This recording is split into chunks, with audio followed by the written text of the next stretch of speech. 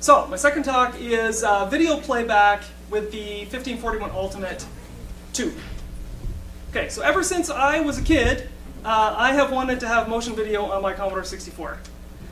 The first video that I ever saw was on a 486 running Windows 3.1, and it was this 3-second clip that was like the size of a postage stamp with no audio, and it was actually a clip of the Enterprise from Next Generation jumping to warp. I was amazed. Okay? But I wanted it on my Commodore 64.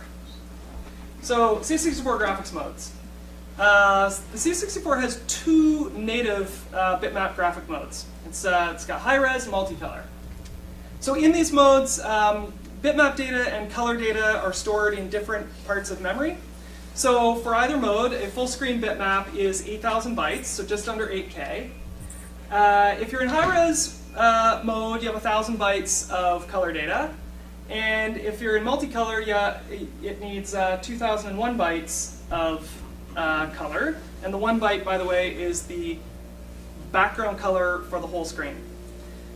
So that would mean that the smallest native frame size, if you put it in high-res mode, and you said, well, let's just make it black and white and maybe dither it in order to get some tones, you could just make the color data static, and you'd end up with only bitmap data. So the minimum frame size is it's around 8K.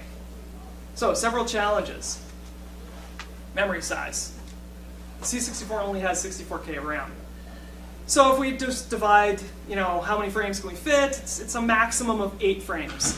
But of course, in practice, you need your code, you need I/O space, so it's like 6 frames. Well, 6 frames isn't very much video. Okay, so one approach is, well, we could stream the frames from disk. We just stream into memory, and okay, well, the second problem is disk load speed. I mean, the IEC bus, even with Jiffy DOS, according to the Jiffy DOS manual, it's only 6K per second. So, do some division, it's less than 1 frame per second. Still don't have any audio.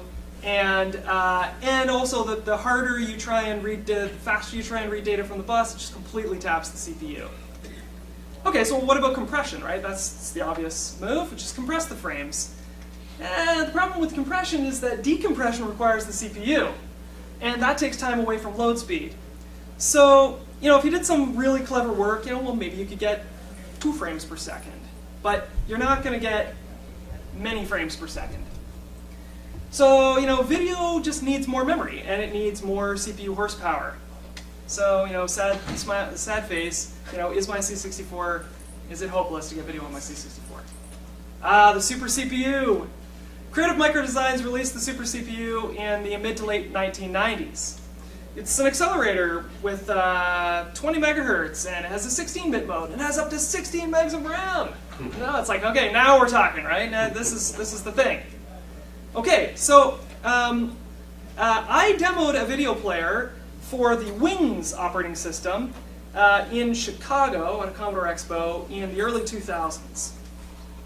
So Wings was a Unix-like multitasking OS, but it was written for the Super CPU. It was written by Joel McGuinness from Australia, and it had the beginnings of a high-res GUI. And it also came with a JPEG renderer that would convert JPEGs to 4-color dithered high-res images. And I started thinking, if I could export JPEG frames, I could write tools to convert JPEG frames into pre-converted frames of a video on the C64. Then I could pack them together with a raw PCM audio, and holy crap, that might actually work. And it did work, and it was very impressive. It's full motion video with synchronized digital audio. So let me tell you how I created those videos for Wings. I used QuickTime on a Mac and exported a set of frames as JPEGs. So let's say it's 1,000 frames, and as JPEGs they're maybe 2K each. So then, that's 2 megs of data, right? But in those days, it was actually kind of a pain to transfer data from a Mac to a C64, and so believe it or not, the most convenient way was to zip them up and transfer them over a modem to an IDE 64. Now, I don't know if you remember what a 56K modem was like, but this is not a fast process. This is also not a fast process. Okay, unzip. Then I had to unzip this multi-megabyte file on a Commodore 64. Then I had to decode and convert 1,000 or more JPEGs on a C64. This took hours to finish, even at 20 megahertz. So a final video would max out at around 15 megabytes, because the operating system needed about a meg, and you'd get about 2 minutes of playback. But it worked. Okay, so playing back. So how was a Wings video played back? I'm saying all this for context, okay? So you needed to, I would load from an IDE 64, which is probably still to date the fastest native mass storage device on the 64. Loaded into Super RAM. That took over a minute. Once that was done, you had two areas of memory. You had an area for audio, and you had an area of unpacked video frames. So, audio playback. The audio playback was done with a device called the Digimax, which is a little, plugs into the user port. It's an 8-bit stereo DAC. It was made by my friend Vanessa Dannenberg, and it's still actually commercially available. I just bought one a couple months ago from Shareware Plus.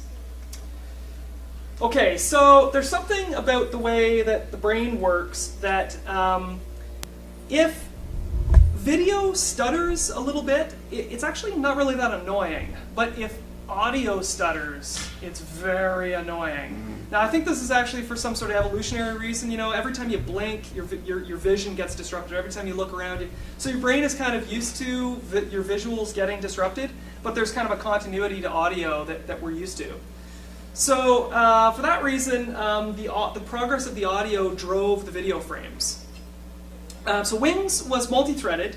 So basically, I had one thread that was just dedicated to copying audio data consistently.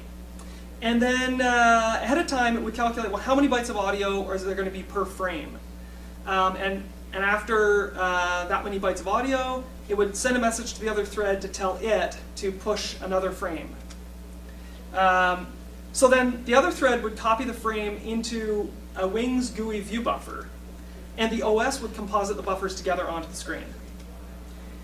The Super CPU was so fast that it could play 3 videos simultaneously in overlapping windows. It's very cool. Okay, but the sad reality, right? Sad reality. So the first problem is, of course, creating these videos was very hard work. Like, I only made maybe 4 or 5 samples, and I only know of one other guy who climbed the mountain and made a Wings video. It was like a clip of himself at some Euro demo party drinking a beer. Okay, the second problem. Super CPU is no longer available. But not only that, many C64 diehards kind of rejected the Super CPU. It's like, well, okay, you did it for the Super CPU, but it's, you know, it's not really a C64. So more problems. You needed a lot of hardware. You needed a Super CPU for playback, but you also needed Super RAM to be the memory storage, and these are actually separate products. So you can go on eBay, you can spend a huge amount of money to get a Super CPU, rare Super CPU, and it might not even have Super RAM. And so the Super RAM is actually a separate product that, that was sold. You needed the Digimax for half-decent audio, and you needed an IDE 64 for reasonable load times. Even with the IDE 64, though, load time is almost as long as playback time. So the sad reality is very few people will ever see the Wings videos playing on their very own C64. No Super CPU? So that means we're back to square one, right? We've got, you know, we have all of our memory limitations, etc. But there's a new piece of hardware in town. Now there's the 1541 Ultimate 2, and I should say that whatever the 1541 Ultimate 2 can do can also be done with the Ultimate 64. So, what is the 1541 Ultimate 2?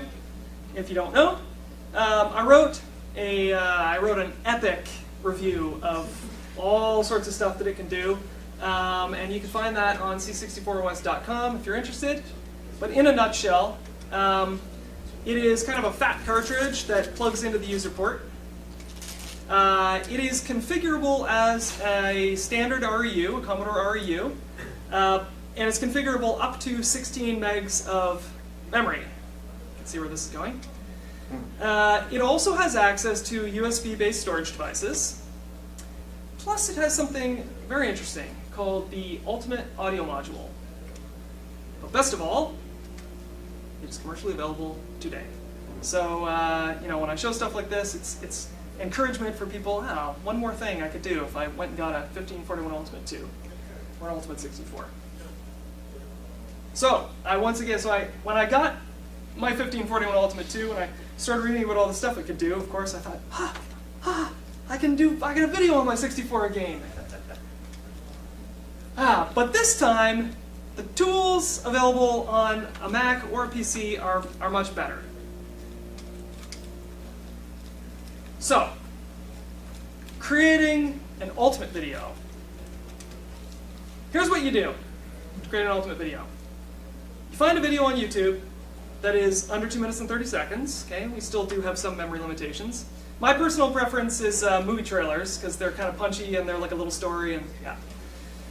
You copy the URL of the video and you paste it into a PHP script. At least this is what I do to make these videos.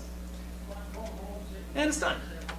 The video is a video file, totally transcoded and ready for the C64, is ready in less than 5 minutes. So, how does it do that? The script uses several tools. It uses YouTube DL to download the file from YouTube to a local file. Uses FFmpeg to extract the audio to raw PCM.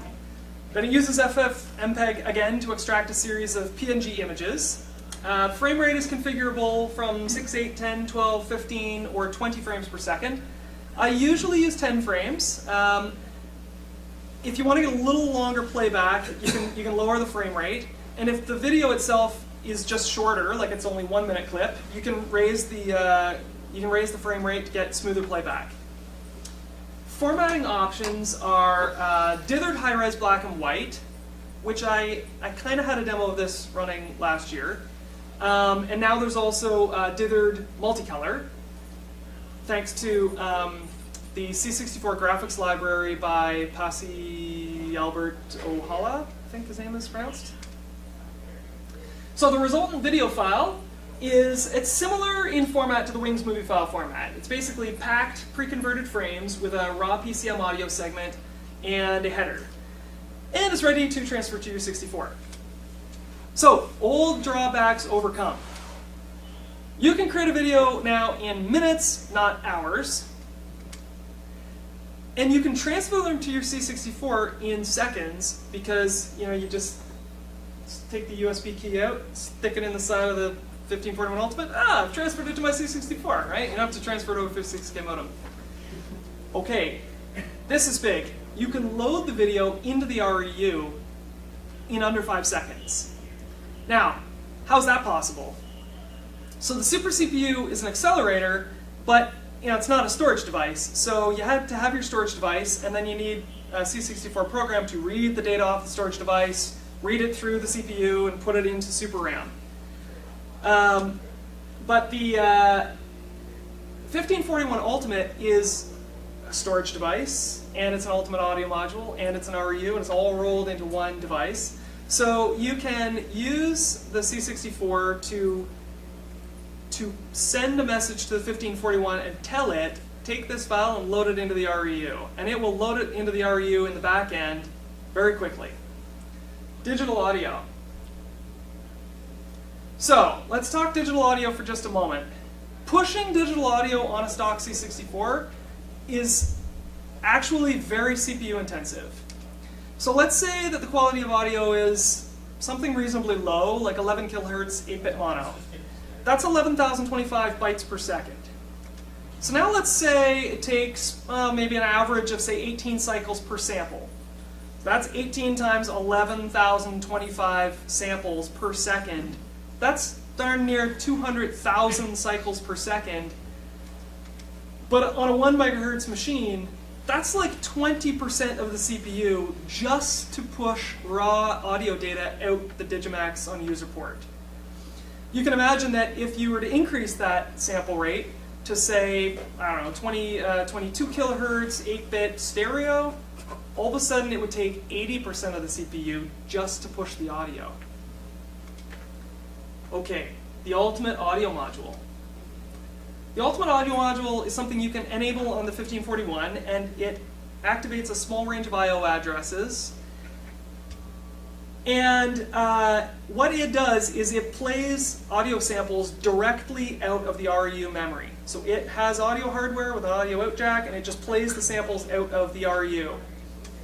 So the C64 specifies to it sample rate and the bit rate and how many channels of audio there are and where the sample starts and how fast to play it and what volume and so on, and it plays it. And while it's playing it, it uses 0% of the C64 CPU. So in a nutshell, here's how the video player works. The C64 commands the ultimate DOS to load a file into the RU, and it does that. The C64 commands the ultimate audio module to start playing the audio. Then the VIC-2's raster IRQ is used with a simple counter to divide the frame rate of the 64 down to the frame rate of the video. And every time that a frame needs to be updated, the C64 commands the RU to copy the next frame's data into main memory for the VIC to render. And bingo, you've got a full motion within the limit of the frame rate that I specified, with synchronized digital audio on your C64. So, we've got probably 6 minutes or so for a demo. So let's do that.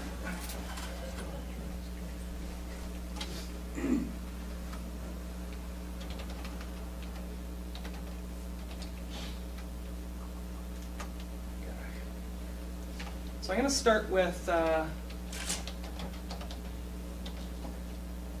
one. Whoops.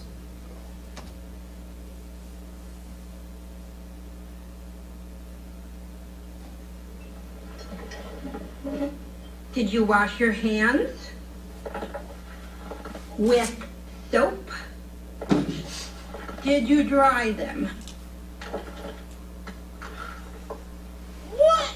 Is this all vegetables? Who wanted all vegetables? I did. So, are we going to talk about it? What? The elephant in the room. What elephant? Mom's new job. It's time to make some wrong things right. Help me bring supers back into the sunlight. We need to change people's perceptions about superheroes, and Elastigirl is our best play. Better than me? Whoa! I like Mom's new job. Bye, sweetie. I'll watch the kids, no problem. That's not the way you're supposed to do it, Dad. They want us to do it this I way. don't know that way. Why would they change math? Math is math. Math is math. Hello? Hey, honey. How are the kids? Everything's great. Is she having adolescence? And Jack? He's in excellent health. What the? Num num cooking. Oh, no. Cooking. Whoa, Kathy, that is freaky. You know it's crazy, right? To help my family, I gotta leave it. To fix the law, I gotta break it. You've got to, so our kids can have that choice. Thank you, young man.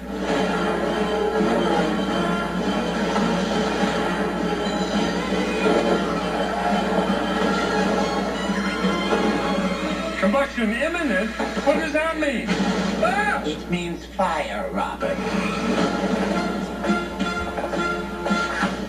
The screen flicker interrupts this program for an important announcement. Suit up, it might get weird. I'll be there ASAP. Where you going, ASAP? You better be back, ASAP. Okay, so a couple things. There is actually some history to picking that particular video because the original Incredibles movie came out in 2004 3 or 4. And that was, and I actually showed a video of the original trailer for The Incredibles 1 at the Chicago Expo. So I thought that, that was suitable. But the other thing I wanted to point is, look at how long the playback was relative to the shortness of the load time. So that's like, it's crazy, right? Okay, so I'm going to show one more probably.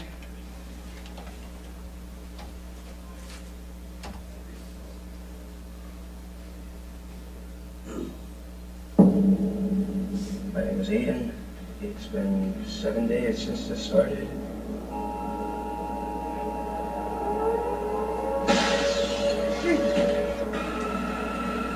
Major cities in complete chaos. Infected people are extremely dangerous.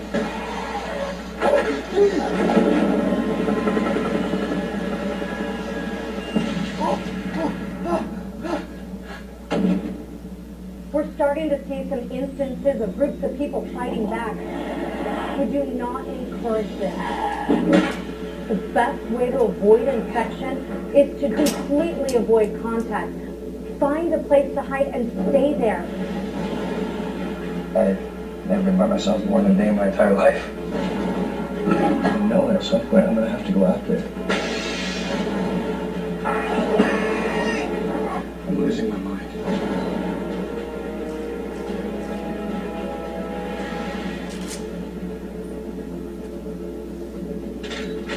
I met a girl today. Well, met might be a strong word. I could help her. Hello? I saw what you did last night. I can't thank you enough. We can work this thing out. We can find someplace safe. I can't believe you did this. I'm coming to get you.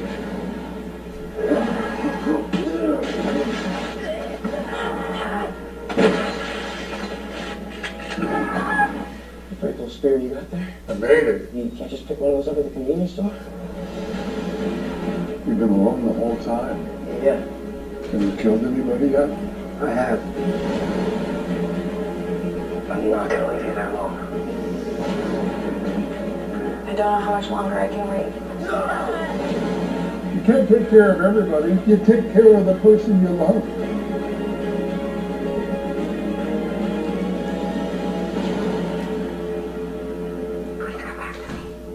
I will. Okay, so there you go. So that one was in multicolor.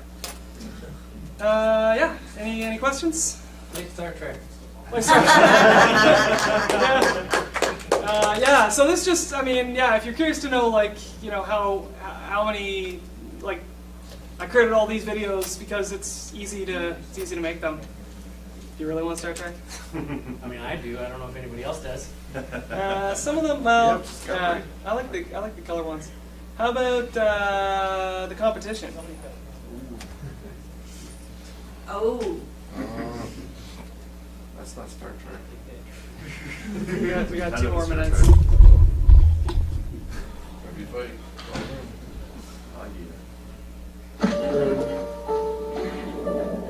It's an instinct.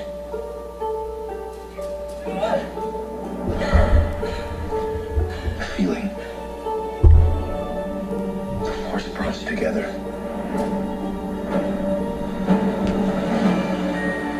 We're not alone.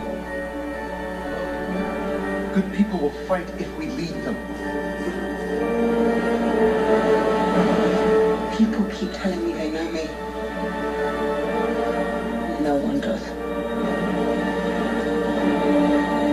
I do.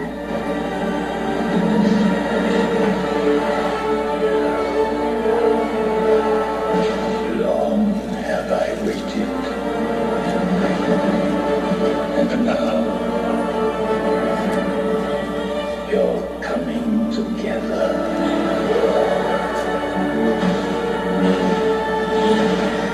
Is your undoing. What are you doing there, 3PO? Taking one last look, sir. At my friends. It's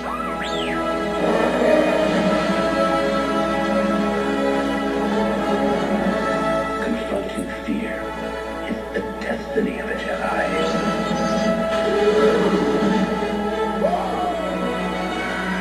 Your destiny